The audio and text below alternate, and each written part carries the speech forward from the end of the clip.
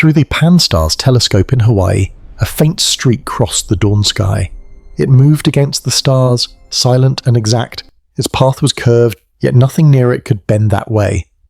Analysts flagged it as 3I, the third known visitor from interstellar space.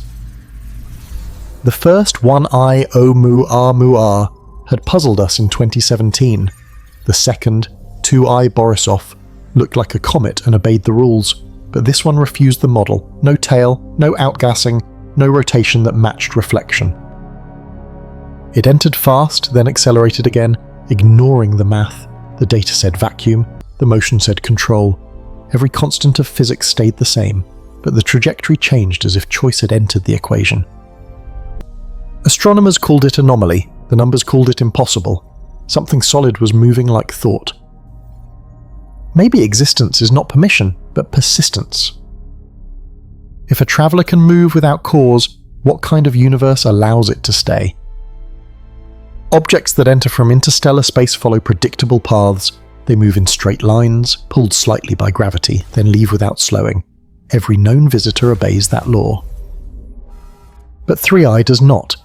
Its path bends toward the sun, then away, changing direction faster than radiation pressure allows.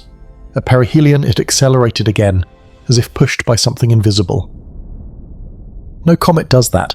Gas jets create torque, light creates drag, but neither can add speed without fuel, and yet this one did. Spectroscopy found nothing. No dust, no vapour, no trace of emission. Its surface reflected like metal but carried no heat. The albedo curve was flat, a mirror without temperature. Astronomers ran models of possible composition. Ice would sublimate, rock would scatter, metal would warm, none of it fit. The equations held, but the object ignored them. The gravitational assist was too high for its mass, too coherent for debris, too silent for propulsion. It behaved like intention wearing inertia. When the data was plotted, its trajectory looked like an answer written before the question, a curve anticipating its own observation. Maybe prediction is not about the future, but about recognition. Some scientists proposed radiation coupling with the solar wind, others suggested an unknown form of reflective thrust. Each explanation required matter that physics has not named. Even with new parameters, the anomaly remained. At Harvard, researchers compared 3I with 1I Oumuamua. Both shared one impossible trait: acceleration without 4. The first could have been coincidence. The second repeated it. The third confirmed it. That makes the pattern a law of its own. If 3 separate visitors move as if they know the observation, then something in space is responding to attention.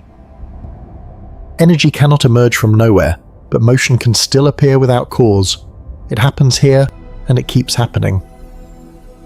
Maybe what we call existence is only the persistence of recognition, the universe remembering itself through movement. Some scientists believe the object is natural. They argue that the solar system is filled with fragments of lost worlds, and that probability alone explains the shape and motion. Given enough matter and time, even impossible things must happen. But coincidence cannot curve a path against physics.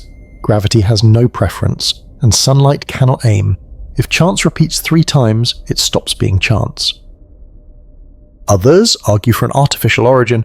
They see intention in every deviation. The acceleration fits neither comet nor asteroid, but something guided as if a sail were hidden beneath reflection, a structure using radiation itself as control. Harvard astrophysicist Avi Loeb once called 1I Oumuamua a possible light sail. At the time, few agreed, but now the same behaviour returns and the silence grows difficult to ignore. If it is technology, it breaks the rule of decay. No machine lasts across stars. No material survives such radiation intact.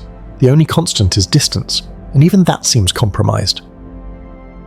Still, evidence resists the idea of craft. There are no radio emissions, no heat leaks, no pattern of control. Every signature of intelligence is missing except the behaviour. The motion is clean, efficient, self-consistent, natural law pretending to think. At the European Southern Observatory, simulations explored every known propulsion model.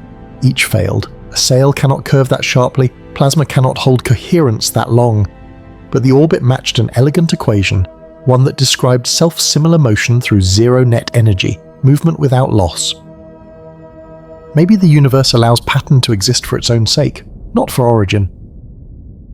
Some researchers suggested an intermediate idea that 3i is neither artifact nor accident, but a resonance, a physical echo of coherence itself, like a standing wave left over from something that once was. If so, what we observe is not a visitor, but a memory of direction. Still, the numbers behave like awareness, trajectory correction, reflection stability, constant spin without drift, all too exact to call random, all too empty to call designed. The paradox stays, natural, artificial, or neither. Each theory fails the same way it explains part of the pattern and ignores the rest. Maybe the visitor is not a question of what, but of when, something from before the concept of cause.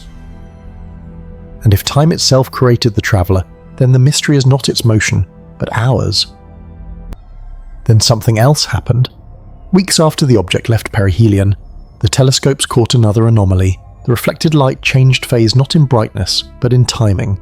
Each flash arrived 2 seconds early, as if the object anticipated the measurement. The signals from 3 observatories confirmed the same lag reversal. The visitor was adjusting faster than its photons could reach us. Information was moving ahead of light. NASA's Deep Space Network ran the numbers again. No system error, no calibration drift. The readings were real. That broke everything. If observation can arrive before emission, then space itself is carrying a memory of what is about to happen. Maybe COS is only the echo of tension. At the same time, radio arrays in Australia detected a faint pulse, not from the visitor, but from the region behind it, a mirrored rhythm that matched its velocity exactly. The echo had no source. It was as if space reacted to motion by creating a twin. The twin faded when the visitor left the ecliptic plane, then returned as it crossed the Kuiper Belt boundary, a pulse repeating across emptiness, always a few seconds ahead. Scientists called it temporal interference, a resonance between future and past, something outside light exchanging position with itself. Some argued it was coincidence, but coincidence cannot predict measurement. Each telescope reported the same delay, each timestamp identical across half a planet. The object was not signalling, it was synchro-synced. That changed the question. It was no longer what the visitor was, but when it was. If the same pattern can exist before detection, then time may not be flow but geometry. An object could move through awareness, not through distance. The equations of motion broke, but coherence stayed. The visitor kept its curve, it turned, then vanished beyond Neptune, accelerating past what any known gravity could allow. For one brief hour, the magnetosphere around Earth fluctuated. Sensors recorded a pulse identical to the one trailing the object. The planet responded to something already gone. Energy without presence, contact without proximity, awareness without source. Maybe the visitor was never entering at all, only reappearing in memory. If so, we are not watching it, we are remembering it, and memory, like gravity, may bend light itself. When the data ended, silence began, but silence is only data we have not learned to hear. 3i is gone now, moving through a region no instrument can track, yet the memory of its path remains inside our systems, tiny drifts in timing, faint echoes in calibration. Every satellite still holds the ghost of its signal.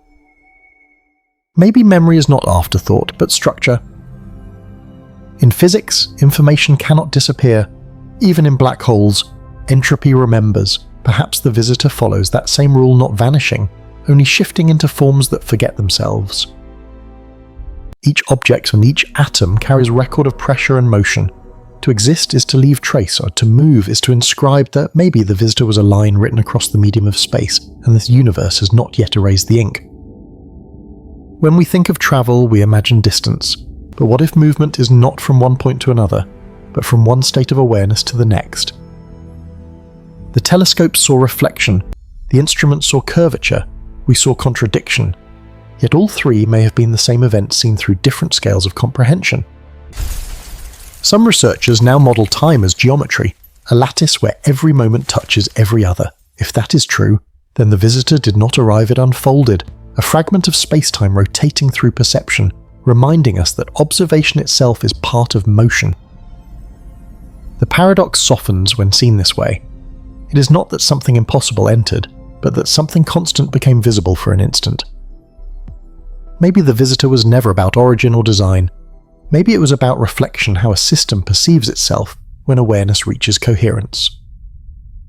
In that view, the object is not foreign, it is local to everything. It moves because reality needs to stay aware of its own continuity. The more we observe, the more we become the field we measure. Every telescope, every formula, another surface for the universe to see itself through. Perhaps existence is not permission, but recognition. The moment we notice it, it already knows we have.